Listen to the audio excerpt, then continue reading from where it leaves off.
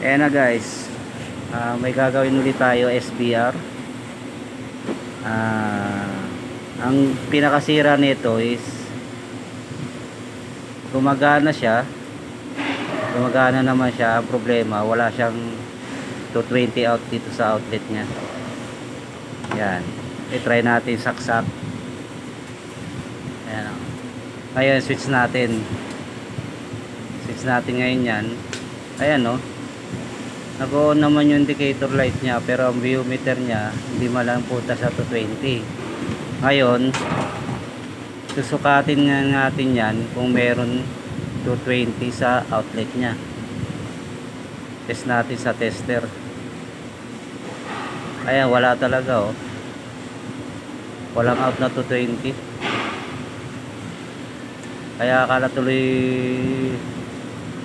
nung gumagamit is baka nasira yung yung makina. Pero okay oh, gumagana indicator light. Nga lang problema, walang 220.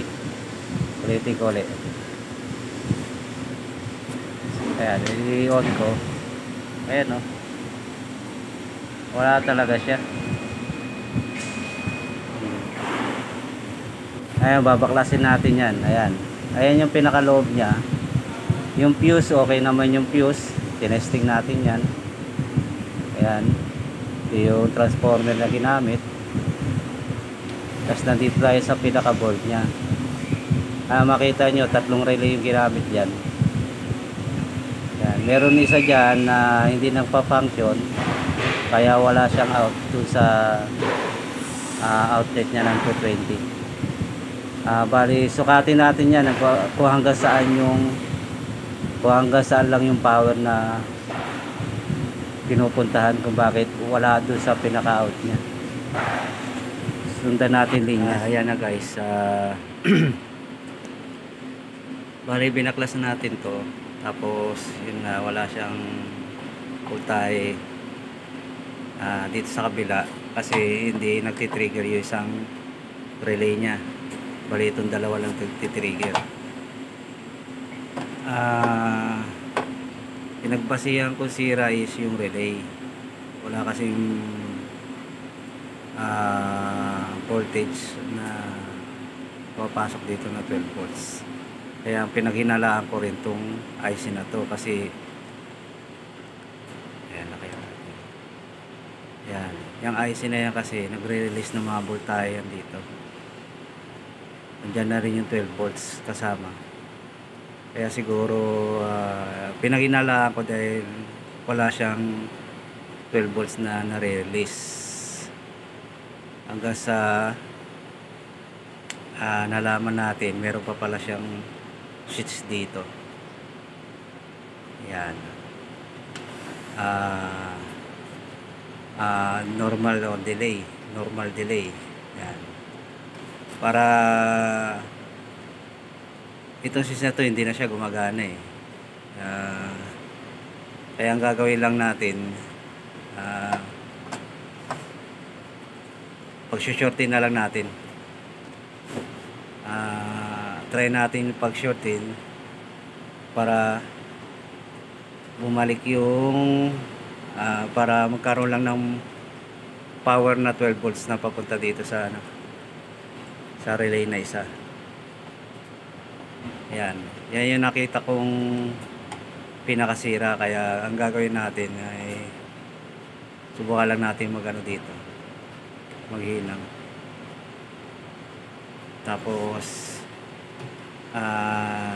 tingnan natin kung gagana na siya.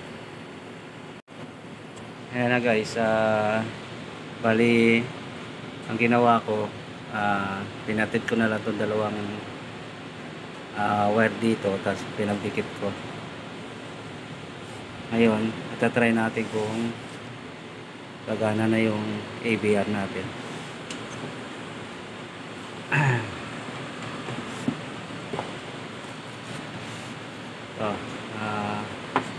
Bali saksak na natin. Ayan, saksak muna natin. Ayan, tapos open na natin siya, power on natin.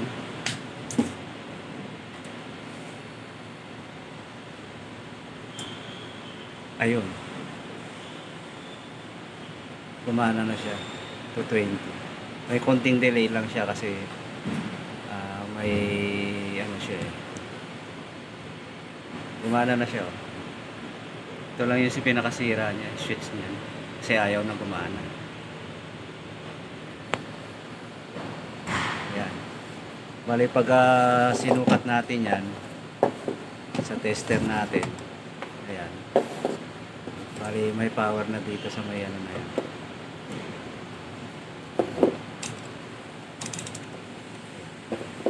Pass range tayo ng 750. Ayan na siya, oh. 228 pin. Gaan siya.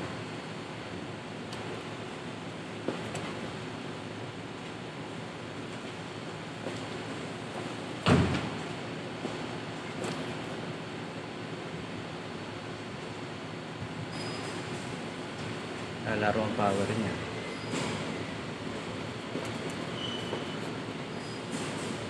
Yun. Di lang natin masyadong natutusok. Pero meron na siya.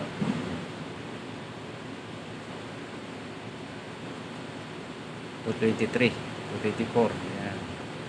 Pero stable na yan. Kasi nasa 220 ano na siya. Yan. Lahat yan, lahat ng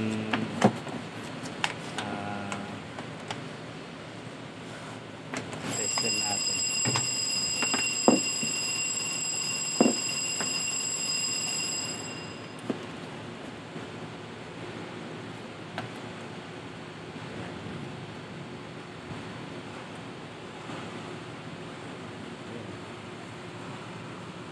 Magana na siya. Power na. Yun lang ang naging sira niyan, yung pinaka delay na tawag. Ayaw na kasing gumana, kaya tinaray ko na pagdikitin na lang yung dalawa para gumana yung relay dito, magkaroon ng voltage na 220 dito sa may ano niya, out niya. Ayan, patay natin. Buksan ulit natin. Nag-click siya, nag-relay, pero may delay siya talaga. Oo, saka siya magkakaroon. Yan ang pinakatrabaho niya talaga. Okay, good na to, ABR na to at magagamit na to. Okay na siya. Ayan na guys, binalik na natin sa katawan yung ABR. Ayan, pinix na natin. Tapos magta-try tayo. Bali na itatry natin itong pinaka-lampshade natin. Pag pumitik yan, makikita nyo iilaw itong lampshade natin. Patay natin yan. Ayun, nakasaksak na to. I-on na lang natin.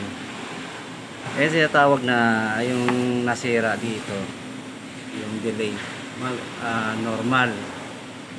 Bali ginawa natin, pinagduktong na lang natin. Bali wala na to. Nag-function siya na magde-delay ng ilang seconds, minutes o seconds. Saglit lang naman. Yan ah. Bali try natin. On natin.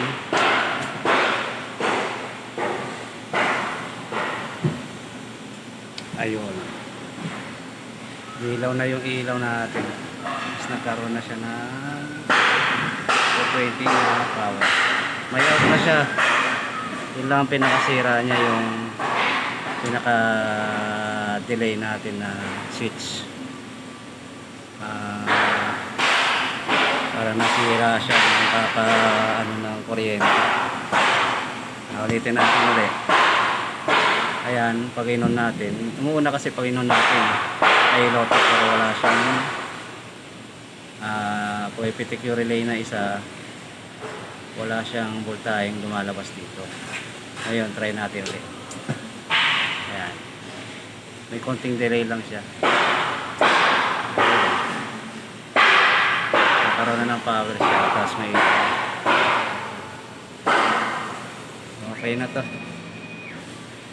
Okay, goods na yung ABR natin. Okay na, pwede na gamitin ulit.